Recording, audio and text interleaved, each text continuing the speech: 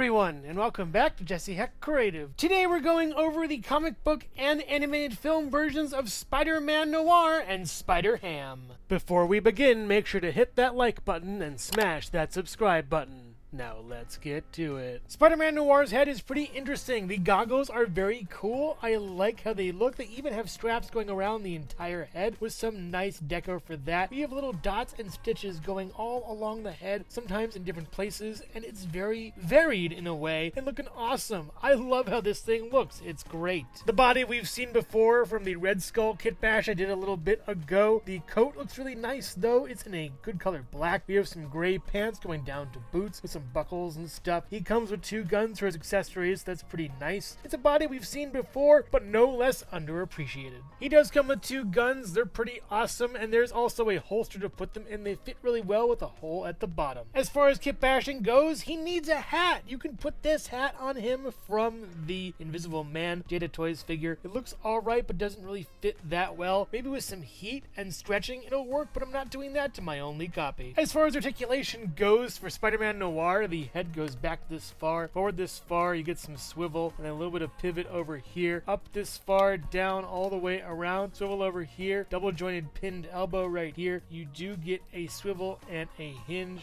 over here, and the same for this side. You get a crunch back, not that far, you have to kind of fudge it a little bit, and then forward pretty far, up this far with the legs, back this far, not really that far for that. You get the splits that far, and this does swivel at the waist. We do get a double jointed knee. That's kind of interesting. This is a really weird way to review this. Going right over here, a swivel up here, no swivel down here for the boots sadly, and you do get a pivot and a down this far and a up this far with 2 peg holes at the bottom of the feet. Looks really nice of this figure, and I like this character a lot, especially from the movie, but he's super cool and a great addition to your Spider-Man collection. Spider-Ham is a little porker we all love from the film, and in the comics he's even cuter. He has a really nice snout going really far out, as well as some eyes on his nose. It's kind of weird for nostrils. You also have eyes over here that look pretty nice, and his ears are kind of floppy and rubbery. They look really well done. There could be some webbing on it, but that's probably safe for a figure they have down the line. The body is short, stubby, plain and simple, but I kind of like the minimalist design. It's pretty neat. I wish there was webbing on here. The colors are fine. I wish this was on the bottom of the feet or something. That'd be great, but it's an alright figure. It doesn't have that much articulation, at least. It's just okay. So as far as articulation goes for Spider-Ham, the head goes left and right, and then back, not really that far, forward, not really that far, all the way around. He does have a mouth, actually, pretty cute. It's in a frown, though. You go up this far and down, all the way around over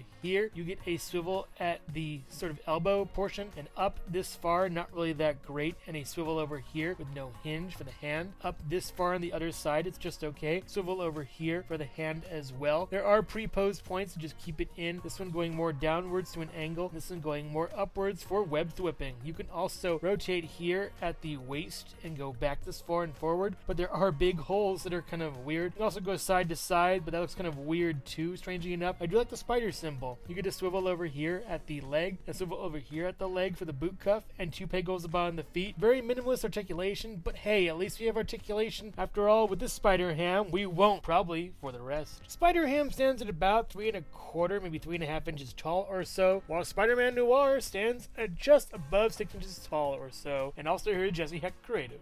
Yeah, that just hatch mine now, Sheen. Yeah, doesn't fit you, Sheen. Yeah. Now scram, Sheen. Get out of here, Sheen. Yeah. Hello everyone, and thank you so much for watching so far. Make sure to click like, subscribe, share, and leave a comment. You can also click the bell icon for more creativity. Now let's get back to it. The animated Spider-Man Noir looks awesome. I love the dappled effect on his hat and his face. Looks great. The goggles are really cool and crisp and white. We do have some really nice web lines on there too. My only issue is the dappling doesn't really cover the back, which is a shame. But from the front, it looks really good. Super nice. The body is engulfed in this trench coat, and we do see a lot of those dappling effects, those comic book dots everywhere. Looking really great. It's very plain over here, but this coat looks amazing. I love this little piece over here and this one one over here, and the bottom billowing in the wind is wonderful. It's really to the character from the film and really great looking. The body is a little bit plain. The legs are a little bit plain here. We have some little dappling over here. It looks super nice, especially with that coat. Spider-Verse Noir also comes with a head without a hat. It is the same as before. Yeah, pretty much just the hat gives it a lot more character here and there. It does look nice though. Get some good articulation left and right, back and forward, side to side. All the regular stuff you'll need. Also, the hat fits a little bit better on him as well. He also has a pistol that has seen better days. It's drooping a little bit, and this is the worst problem about it. It looks nice otherwise. I love the deco on it, but it's just unfortunate that this keeps bending. That's a shame. It fits really well in his hand too. If this is made of a more sturdy material, I'd probably like it more. His belt's pretty cool. It has a lot of pouches and a holster you can slip the gun in. Just make sure you don't sort of jam it in and try to figure it out. Best way to do it is to actually twist the holster back into shape a little bit and then push this gun in here. It should fit in pretty well and nicely, and hopefully not jam up like it did before. As far as articulation goes for Spider-Man Noir from the movie, we have the head going left and right and back and forward all the way around. Up this far, very nice, and down, and all the way around as well. For this, you get a swivel over here, a pinless coat over here looking really nice, and down you get a swivel, and then you get the in and out hand over here. For this one, you also get the in and out hand. No gun-toting hands over here, I guess. Back this far, not really. Forward this far, 2 crunches, pretty good. A swivel over here. The belt is movable too. You also can get these splits this far, moving that belt out of the way with the holster, and in and up this far and back, not really, a little bit past the coat kind of. That's pretty good actually. You can go a double jointed knee over here. You just have to turn it a bit and get it working. It doesn't go up all that much, which is a shame, and down. Swivel up here, no swivel down here, a down and then a up and then a pivot with 2 pegos upon the feet. A nice looking figure with pretty good articulation, very spot on to the film, and I really miss this character. I feel like he isn't going to be in the new movie, but crossing fingers for a cameo. Here are these spider hams. They look pretty good. The older one doesn't have that great color, but he has the spirit, I believe, and the newer one has some great coloration and really nice deco on him. He's all shiny and wonderful. I love how he looks. There is an issue with them falling a little bit too, which is kind of a shame, and the only articulation they got is a swivel over here. You know, you can get it all the way around on the ball, and that's kind of it. But yeah, good luck getting them to stand up. The rest of the figure is not